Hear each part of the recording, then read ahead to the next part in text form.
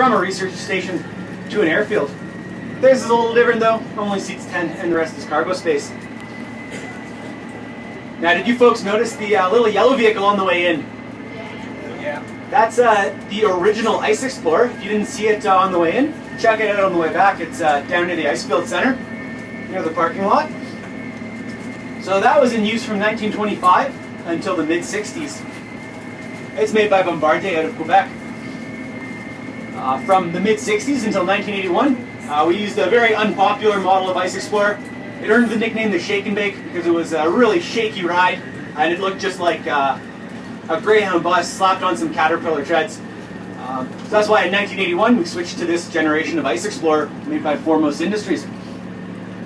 And we used to use Caterpillar treads on our vehicles, much like a snowmobile or a snowcat. We don't do that anymore. We use tires because we want to minimize our impact on the glacier. So we only inflate these tires to 15 psi. That's about a third of what you'd run your car tires at. That allows us to really grip the glacial ice quite nicely and not do any damage. Now people often ask, what kind of engines in these Ice Explorers? We are using 250 horsepower Detroit diesel engines in all our Ice Explorers. Well folks, we are approaching the Brewster tire wash.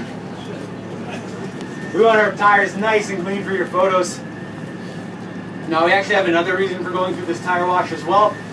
We want to make sure our tires are rock and debris free before transferring onto the main flow of the glacier.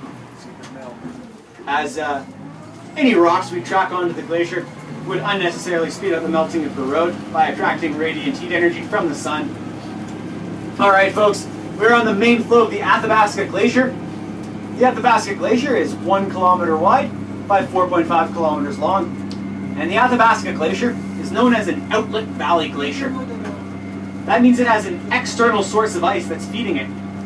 And the Athabasca Glacier's external source of ice is the Columbia ice field. So if you look ahead of us, you can see that big wall of snow and ice.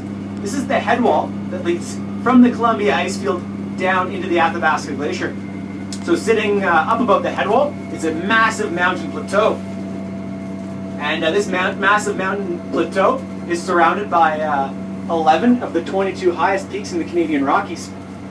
So snow and ice accumulates up there in the Columbia ice field, in that mountain plateau, and eventually it spills out in between the mountains, out the mountain valleys, and that's how we get our outlet valley glaciers.